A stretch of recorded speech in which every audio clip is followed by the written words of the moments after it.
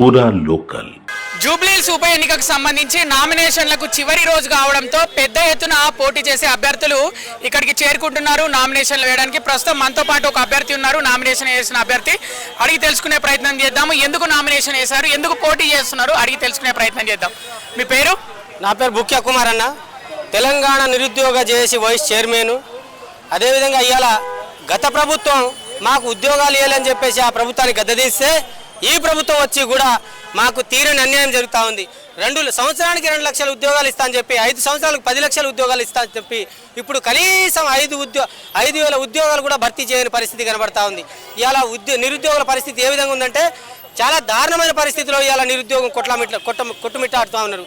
ఊర్లలో మా తల్లిదండ్రులు వచ్చేసి యూరియా కష్టాల్లో పడతా ఉంటే ఇక్కడ కూడా మేము ఉద్యోగాల కష్టాలు పడతా ఉన్నారు.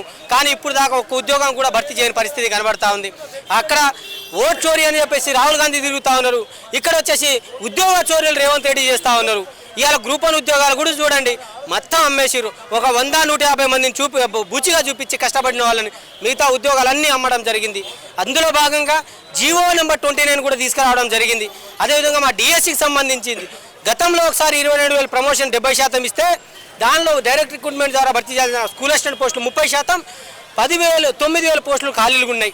అదేవిధంగా మొన్న ఇంకోసారి ప్రమోషన్ ఇచ్చారు, అక్కడ కూడా మా పోస్టులు స్కూల్ అసిస్టెంట్ పోస్టులు 1,700 ఖాళీలు అయినాయి. 3,500 వచ్చేసి ఎస్జిటి వాళ్ళకు స్కూల్ అసిస్టెంట్గా ప్రమోషన్ ఇచ్చారు. మా కోటాలు ఈ విధంగా చూసుకున్న 10,700 స్కూల్ అసిస్టెంట్ పోస్టులు ఉంటే కానీ ఆ స్కూల్ అసిస్టెంట్ పోస్టులు ఖాళీలు లేవని చెప్తా ఉన్నారు. మరి ఈ ఉద్యోగాలు ఎవరికి అమ్ముకున్నారు? మీ ఉపాధ్యాయ సంఘాలైన ఎస్జిటి టీచర్లు అమ్ముకున్నారా?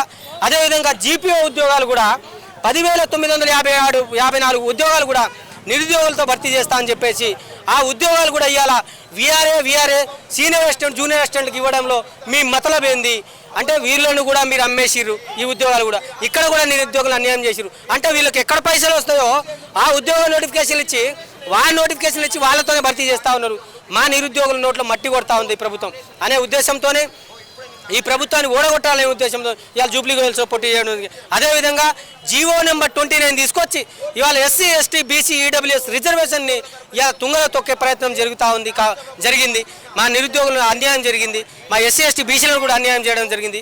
ఈ విధంగా జీవో నెంబర్ 46 తీసుకొచ్చి కూడా ఈ ప్రభుత్వం జీవో నెంబర్ 46 వస్తే జీవో నెంబర్ 46 వచ్చేసి రద్దు చేస్తామని చెప్పేసి ఈ ప్రభుత్వం ఇవాళ ఎస్ఐపీసీకి ప్రిపేర్ అయ్యే గ్రామీణ ప్రాంత విద్యార్థులకు కూడా చాలా అన్యాయం చేసింది. ఆ విధంగా ఇలా లిస్టు చదువుకుంటా పోతే 30 అంశాలతో 30 డిమాండ్లు పెట్టుకొని ఇవాళ జూబ్లీహిల్స్లో మేము నామినేషన్ వేయడం జరిగింది. ఉస్మానియా యూనివర్సిటీ నుంచి స్టూడెంట్స్ కావచ్చు తెలంగాణ నుంచి ఈ 30 అంశాలపైన 30 మంది నామినేషన్లు వేయడం జరిగింది.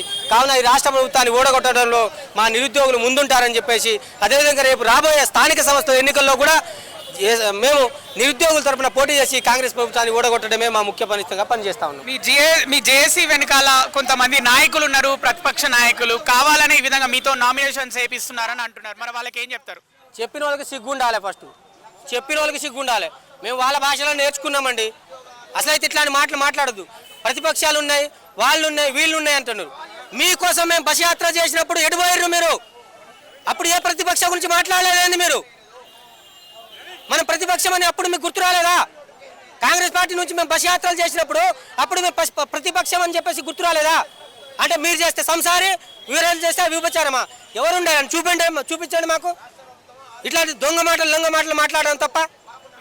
ఇప్పటికే ప్రభుత్వం గ్రూప్ 1 గ్రూప్ 2 అభ్యర్థులకు ఎవరైతే వాళ్ళు ఎంపికయ్యారో వాళ్ళకి నియామక పత్రాలు కూడా అందజేసింది ప్రభుత్వం.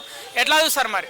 అన్న చాలా చోట్ల చాలా ఇది సందర్భంలో ఉద్యోగాలు పొంది కూడా వెనక తీసుకున్న సందర్భాలు ఉన్నాయి. అదేవిధంగా ఈ ప్రభుత్వం ఏది చేసినా కోర్టుల పాలన అవుతుంది, కోర్టుకు సంబంధించిన కేసులే అవుతా ఉంది.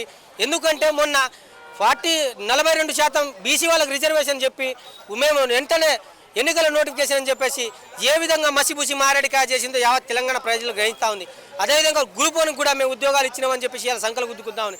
అది కోర్టులో ఇంకా ప్రాసెస్ నడుస్తూ ఉంది, హైకోర్టులో డివిజన్ బెంచ్లో నడుస్తూ ఉంది, అదేవిధంగా సుప్రీంకోర్టు దాకా కూడా పోతుంది. హైకోర్టులో సంబంధించి స్పష్టంగా 18 మంది ఎక్స్ట్రా పేపర్ వచ్చింది, దానికి క్లారిటీ లేదు.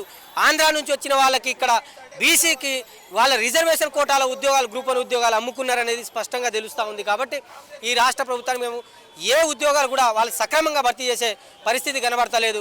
జీవో నెంబర్ 46 తీసుకొచ్చి జీవో నెంబర్ 29 తీసుకొచ్చి మా గ్రామీణ పేద పిల్లలకు ఎస్సీ ఎస్టీ బీసీ పిల్లలకు అన్యాయం చేస్తూ ఉంది ప్రభుత్వం. కాబట్టి ఇవాళ మేము నిరుద్యోగుల తరపున ఈ ప్రభుత్వాన్ని ఖచ్చితంగా ఓడగొడతామని చెప్పేసి తెలియజేస్తాం. నిరుద్యోగ జేఏసీ తరపున ఎంతమంది వేశారు నామినేషన్? 30 మంది వేసినామన్నా, 30 అంశాలపైన 30 డిమాండ్లపైన 30 మంది మేము నామినేషన్ వేశాము. ప్రచారానికి ఇంకొన్ని రోజులే మిగిలి ఉంది, మరి వెళ్తారా జనాల్లోకి? జూబ్లీహిల్స్ నియోజకవర్గ ప్రజల్లోకి వెళ్తారా? బరాబర్ వెళ్తాం. ఈ ప్రభుత్వాన్ని ఓడగొట్టడమే మా లక్ష్యంగా వచ్చినప్పుడు, మేము నామినేషన్ వచ్చినప్పుడు ఎందుకు తిరగమన్నా?